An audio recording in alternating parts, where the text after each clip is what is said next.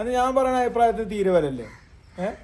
ഇത് ഞാൻ പറയുന്ന അഭിപ്രായത്തിൽ കേൾക്കണില്ല. അപ്പൊ ഇങ്ങനെ കാലം കിട്ടുന്ന ഓരോ കോണ അടിക്കുക, അതൊന്നും നടക്കില്ല. ഇത് പോയിക്കോ, വേറെ വർത്താനൊന്നുമില്ല. എന്നോട് ഇതൊന്ന് പറഞ്ഞു മനസ്സിലാക്കണോട് എന്തെങ്കിലും പോയെങ്കിലും. ഹലോ ഗൈസ്, RJ ഫ്രെയിംസിന്റെ പുതിയൊരു വീഡിയോയിലേക്ക് എല്ലാവർക്കും സ്വാഗതം. അപ്പോൾ നമ്മൾ ഇന്ന് ചർച്ച ചെയ്യാൻ പോകുന്നത് ഇന്ത്യയുടെ T20 വേൾഡ് കപ്പ് സെലക്ഷൻ ഇന്നലെ നടന്നു കഴിഞ്ഞു. അപ്പോൾ ആരൊക്കെ ടീമിലുണ്ട്, ആരൊക്കെ ടീമിൽ പുതുതായിട്ട് വന്നു എന്നൊക്കെയാണ് നമ്മൾ ചർച്ച ചെയ്യാൻ പോകുന്നത്. വളരെ സന്തോഷത്തോടെ ഒരു കാര്യം പറയട്ടെ, ശുഭമാൻ ഗില്ലിനെ T20 ടീമിൽ നിന്ന് ഒഴിവാക്കിയിരിക്കുന്നു. അങ്ങനെ രാജകുമാരൻ T20 ടീമിൽ നിന്നും പുറത്തായി അല്ലേ? അത് നല്ലൊരു കാര്യമാണെന്ന് എനിക്ക് തോന്നുന്നത്. കാരണം എന്താ വെച്ചാല് T20ക്ക് പറ്റിയൊരു പ്ലെയർ അല്ല ശുഭമാൻ ഗിൽ എന്ന് പലപ്പോഴും തോന്നിയിട്ടുണ്ട്. അതെ അതെ അതെ. അപ്പൊ വൺ ഡേ അതേമാതിരി ടെസ്റ്റ് പോലുള്ള കളിയിലൊക്കെ കളിക്കാം. T20യിൽ പറ്റിയൊരു ആളല്ല. അതുകൊണ്ട് തന്നെ ആ ഒരു പരീക്ഷണത്തിന് നിൽക്കാതെ തന്നെ അയാളെ ഒഴിവാക്കിയതിൽ വളരെയധികം സന്തോഷം തന്നെ. അതെ അതെ. അയാള് മോറോർ എനിക്ക് തോന്നുന്നത് അയാള് നമ്മുടെ കറണ്ട് ഇന്ത്യൻ ടീം സെറ്റപ്പിലെ കോമ്പിനേഷൻ അയാള് ആപ്റ്റ് അല്ല. അയാൾക്ക് പറ്റിയ സ്ലോട്ട് ഇല്ല ഇന്ത്യൻ ടീമിൽ. അയാൾ ഓപ്പണറായിട്ട് ഇറക്കല, അയാൾ സ്ലോ ആയിട്ടാണ് കളിക്കുന്നത്. അയാളെ പിന്നെ താഴത്തേക്ക് നമ്മുടെ എന്താ പറയാ ഈ പവർ ഹിറ്റിംഗ് വേണ്ട സമയത്ത് അയാളെ ഇറക്കാനും കഴിയില്ല. അപ്പൊ ആ ഒരു അതുപോലെ ശുഭമാൻ ഗില്ലിന് വരെ തന്നെ ജിതേഷ് ശർമ്മേനെ ഒഴിവാക്കിയത് നല്ലൊരു കാര്യം തന്നെയാണ് തോന്നുന്നത്. അപ്പൊ അത്യാവശ്യം എന്താ പറയാ നല്ലൊരു ടീമിനെ തന്നെയാണ് സെലക്ട് ചെയ്തെന്ന് തോന്നുന്നു. നമുക്ക് ഓരോന്ന് പറയാനായിട്ട് നമുക്ക് നോക്കാം. ക്യാപ്റ്റനായിട്ട് സൂര്യകുമാർ യാദവ് തന്നെയാണ് ഇപ്പൊ നിലവില്. ആളുടെ ഫോം നമുക്കൊരു ഫോം ഔട്ടിന്റെ പീക്കിലാണ് സൂര്യകുമാർ യാദവ്. പക്ഷെ നമുക്ക് സ്കൈ വിശ്വാസമാണ്. അതെ അതെ, ഏത് രീതിയിലും എപ്പോഴും. പിന്നെ വേറൊന്നുണ്ട്, 2024 T20 വേൾഡ് കപ്പിന് ശേഷമാണ് സൂര്യകുമാർ യാദവ് ക്യാപ്റ്റൻസി ഏറ്റെടുത്തത്. അതിനുശേഷം 8 സീരീസ് നടന്നു. 8 സീരീസിൽ ഇന്ത്യ തോറ്റിട്ടില്ല. അല്ലോ ക്യാപ്റ്റനായിട്ട് ഓക്കെ സൂര്യകുമാർ യാദവ് ഓക്കെ, പക്ഷെ കളിക്കണം. അയാൾ ഫോമിലേക്ക് വന്നിട്ടില്ല. അയാളും കൂടി ഫോമിലേക്ക് വന്ന ഓക്കെ, ഡബിൾ ഓക്കെയാണ് ഇന്ത്യൻ ടീം. അതുപോലെ സൂര്യകുമാർ യാദവ്. പിന്നെ നമ്മള് ഇപ്പത്തെ ഏറ്റവും കറണ്ട് ക്രിക്കറ്റിലെ ഏറ്റവും നന്നായിട്ടുള്ള അഭിഷേക് ശർമ്മ, തീയുണ്ടാന്ന് പറയുന്ന തീപ്പൊരി എന്ന് പറയുന്ന കളിക്കാരൻ ശർമ്മ. ഒന്നും പറയാനില്ല. അയാള് ഫിയർലെസ് ആണ്. ഭയങ്കര കളി, എന്താ പറയാ, ഒരു ബോളറെ അയാൾക്ക് പേടിയില്ല. നല്ല മനോഹരമായിട്ട് കളിക്കുന്നുണ്ട്. നല്ല ഓപ്പണിംഗ്. എന്താണ് ആളുടെ സഹ ഓപ്പണറായിട്ട് മലയാളികളുടെ സ്വന്തം സഞ്ജു സാംസൺ അവരൊന്ന് പ്രതീക്ഷിക്കുന്നു. തീർച്ചയായും സഞ്ജു സാംസൺ ഫസ്റ്റ്. ഇഷാൻ കിഷൻ ആണ് ബാക്കപ്പ് കീപ്പറായിട്ട്. അത് ഞാൻ പറയുമ്പോ ഈ എസ്മാറ്റ് ഇല്ലേ, സയ്യിദ് മുഷ്താഖ് അലി ടൂർണമെന്റ് ഇപ്പൊ നടന്നിരുന്നു. അപ്പൊ ആ ടൂർണമെന്റിലെ നേടിയ ജാർഖണ്ഡ് ടീമിന്റെ ക്യാപ്റ്റൻ ഇഷാൻ കിഷൻ. മാത്രമല്ല ഫൈനലിൽ അയാൾ നന്നായിട്ട് പെർഫോം ചെയ്തു. ഫൈനലിൽ മാത്രമല്ല, ഇഷാൻ കിഷൻ നല്ലൊരു കളിക്കാരനാണ്. നല്ല എന്താ പറയാ, അത്യാവശ്യം കളിക്കാൻ പറ്റുന്ന. മുംബൈയിൽ കളിച്ച സമയത്ത് നമുക്ക് അറിയാം. അതായത് എനിക്ക് തോന്നുന്നു അയാൾ പ്ലേയിങ്ങിലും വരാൻ ചാൻസ് ഇല്ല. പക്ഷെ തീർച്ചയായും അഭിഷേക് ശർമ്മയ്ക്ക്, നമുക്കറിയാം മനുഷ്യന്മാരുടെ കാര്യമാണ്, അഭിഷേക് ശർമ്മയ്ക്ക് എന്തെങ്കിലും പെട്ടെന്നൊരു ഇഞ്ചുറി അങ്ങനെ ലെഫ്റ്റ് റൈറ്റ് കോമ്പിനേഷൻ ആയിരിക്കും എന്തായാലും ഉണ്ടാവുക. സഞ്ജു സാംസണ് പകരം ഇഷാൻ കിഷൻ വരും തോന്നുന്നുണ്ടോ? പറയാൻ പറ്റില്ല. ഇല്ല തീർച്ചയായിട്ടും സഞ്ജു സാംസൺ തന്നെ പ്രയോറിറ്റി ഉണ്ടാവാന്ന് ഞാൻ വിചാരിക്കുന്നു. അത്യാവശ്യം നന്നായിട്ട് കീപ്പും ചെയ്യും സഞ്ജു. പിന്നെ സഞ്ജുവിന് അത്യാവശ്യം എക്സ്പീരിയൻസ് ഉണ്ട് T20 കളിച്ച. അപ്പൊ മിക്കവാറും സഞ്ജു തന്നെ വരും നമ്മുടെ അടുത്തതായിട്ട്. നല്ല കളിക്കാരനാണ്, ഒന്നും പറയാനില്ല. കൺസിസ്റ്റൻസി, നന്നായിട്ട് ഹിറ്റ് ചെയ്ത് കളിക്കാൻ പറ്റും. വിരാട് കോഹ്ലിക്ക് ശേഷം നമ്മുടെ ഇന്നിംഗ്സ് ആങ്കർ ചെയ്യാനും അതേപോലെ തന്നെ അഗ്രസീവായിട്ട് കളിക്കാനും പറ്റുന്ന ഒരു കളിക്കാരൻ. അടുത്ത ഹാർദിക് പാണ്ഡ്യ. പാണ്ഡ്യനെ കുറിച്ചൊന്നും ഒന്നും പറയാനല്ലോ. ലോകത്തിൽ തന്നെ മികച്ച ഓൾറൗണ്ടർ, അതിനപ്പുറത്തേക്ക് വേറൊരു പേരില്ല. നമുക്ക് കണ്ടതാണ് കഴിഞ്ഞ സൗത്ത് ആഫ്രിക്കൻ ടൂർണമെന്റിലൊക്കെ ആർക്കും കളിക്കാൻ പറ്റാത്ത ഒരു ഗ്രൗണ്ടിൽ അദ്ദേഹം 26 ഗോളിനൊക്കെ 16 ഗോളിന്. രമേശേട്ടാ, എനിക്ക് ഇപ്പോഴും ഞാൻ പറയുന്നു 2023 വേൾഡ് കപ്പിൽ 56 വേൾഡ് കപ്പിൽ ഹാർദിക് പാണ്ഡ്യക്ക് പരിക്കുപറ്റി പുറത്ത് പോയിട്ടില്ല എന്നുണ്ടെങ്കിൽ തീർച്ചയായും ഇന്ത്യ കപ്പടിക്കും. തീർച്ചയായിട്ടും അതെ. ഇനിയിപ്പോ പിന്നെ അടുത്ത പേര് എന്ന് പറയുന്നത് ശിവൻ ദുബെ ഉണ്ട്. കാരണം ഹാർദിക് പാണ്ഡ്യ, ശിവൻ ദുബെ, അക്സർ പട്ടേലാണ് ഓൾറൗണ്ടർ, മിഡിൽ ഓർഡറിലെ ഓൾറൗണ്ടർ. അതായത് മൂന്നാൾക്കും ബോൾ ചെയ്യാനും പറ്റും, ബാറ്റ് ചെയ്യാനും പറ്റും. 3D പ്ലേയേഴ്സ് തന്നെ.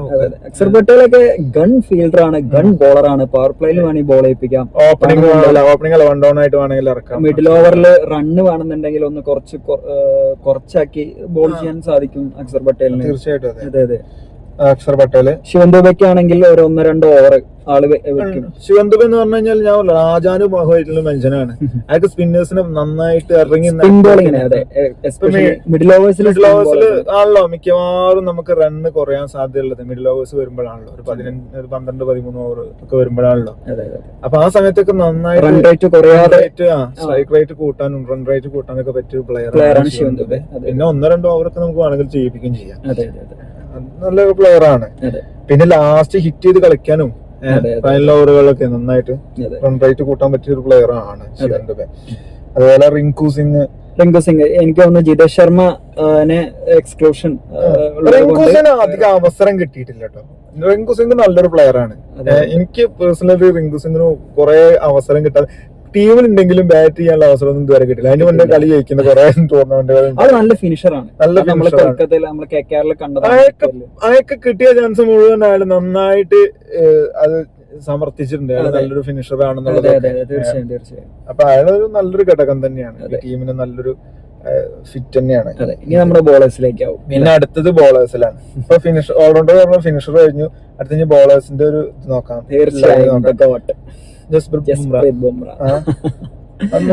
ആ സ്ലോട്ടിനെ കുറിച്ച് നമുക്ക് പറയാം. സംസാരം ഇപ്പൊ കുറച്ചൊന്ന് താന്നിട്ടുണ്ടെങ്കിലും കണ്ടോളൂ രമേശ് ചേട്ടാ. ടൂർണമെന്റ് വരട്ടെ നമുക്ക് ഒന്നും പറയാനില്ല. കാരണം നമ്മള് എല്ലാ ടൂർണമെന്റ് തോറ്റു പോകുന്ന പല കളികളും നമ്മള് ഒന്നും നോക്കണ്ട. കഴിഞ്ഞ T20 വേൾഡ് കപ്പ് 2024 അത് മാത്രം ആലോചിച്ചാൽ. അതുപോലെ ഹർഷിത് റാണ ഗൗതം ഗംഭീര മാനസപുത്ര. അങ്ങനെയൊക്കെ പറയെങ്കിലും ആള് അത്യാവശ്യം കുഴപ്പമില്ലാത്തൊരു പ്ലെയർ ആണ്. പിന്നെ ഈ ഗംഭീറിനോടുള്ള ദേഷ്യം മുഴുവനും ഇയാളുടെ സെലക്ഷനിലൂടെ ഗംഭീറിലേക്കാണ് എല്ലാവരും.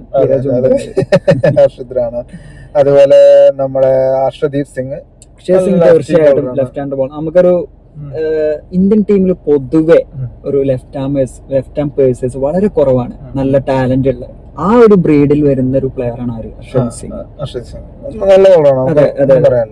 ബോളറാണ്. പിന്നെ കുൽദീപ് യാദവ് ഇന്ത്യൻ സ്പിന്നേഴ്സില് പറയട്ടെ ഇപ്പൊ അടുത്ത കാലത്ത് ഇത്ര നന്നായിട്ടുള്ള, അതായത് വിക്കറ്റ് ടേക്കർ എപ്പോഴാണോ ആള് കുറച്ച് റൺ കൊടുക്കും, ആള് വിക്കറ്റ് എടുക്കും.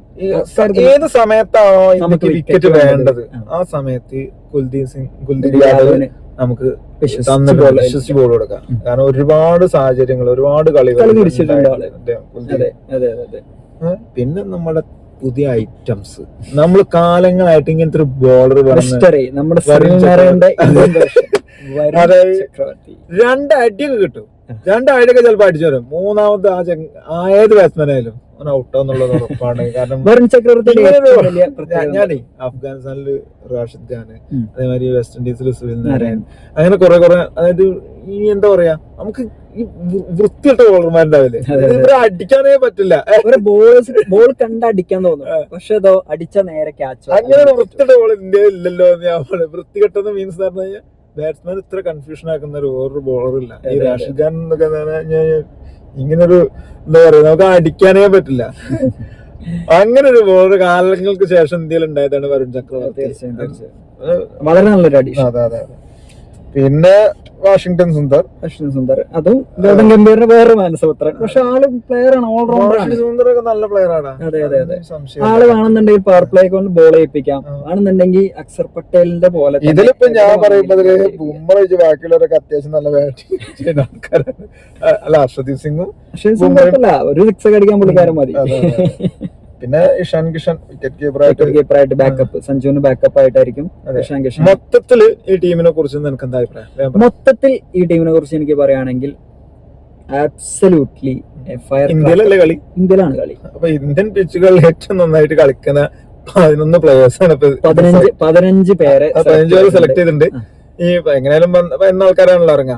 ഈ പറയുന്ന ആൾക്കാർക്ക് എങ്ങനെയായാലും ഇന്ത്യയിൽ ഈ പിച്ചിൽ കളിച്ച് നന്നായിട്ടുള്ള ആൾക്കാരാണ്. തീർച്ചയായും നമ്മുടെ T20 വേൾഡ് കപ്പ് നമ്മളെ ഡിഫൻഡിംഗ് ചാമ്പ്യൻസ് അത് നിലനിർത്താൻ വേണ്ടിയുള്ള ഏറ്റവും ഗംഭീരമായുള്ള ടീം തന്നെയാണ്. ഏറ്റവും സെലക്ടേഴ്സിനോട് കുറച്ചൊരു എനിക്ക് തോന്നുന്നു കോമ്പിനേഷൻ ഇപ്പോഴാണ് കറക്റ്റ് ആയത്. വെറുതെ ഒരു ടീമിനെ ഇറക്കിയതല്ല, അപ്പൊ നല്ലൊരു ടീമിനെ തന്നെയാണ് ഇറക്കിയത്. രമേശിന്റെ മനസ്സിലുള്ള ഒരു പ്ലേയിങ് 11 പറയൂ. പ്ലേയിങ് 11 ഒന്നുമില്ല. ഞാൻ പറഞ്ഞ Abhishek Sharma, Sanju opening. Tilak Varma, second down Suryakumar Yadav, പിന്നെ നമ്മുടെ ഹാർദിക് പാണ്ഡ്യ ഓർ അക്സർ പട്ടേൽ അവരിൽ ഒരാൾ വരും. 5 6 അക്സർ പട്ടേൽ, 7 ശിവൻ ദുബെ, അത് കഴിഞ്ഞ് ശിവൻ ദുബെ, പിന്നെ 8 നമ്മുടെ ബോളേഴ്സ് ആയിരിക്കും ഇനി വരും. 8ാമത്തെ പൊസിഷനില് ഹർഷദീപ് സിംഗ്, ഹർഷിദ് റാണ, മേ ബി ഹർഷിദ് റാണ വരും. ഇനി അല്ലെങ്കിൽ 8ാമത്തെ പൊസിഷനിൽ ഇന്ത്യ ഒരു എക്സ്ട്രാ ബാറ്റർ കളിപ്പിക്കാൻ ഉദ്ദേശിക്കുന്നുണ്ടെങ്കിൽ തീർച്ചയായിട്ടും റിങ്കു സിംഗിനെ ഒരു ഫിനിഷർ ആയിട്ട് അവര്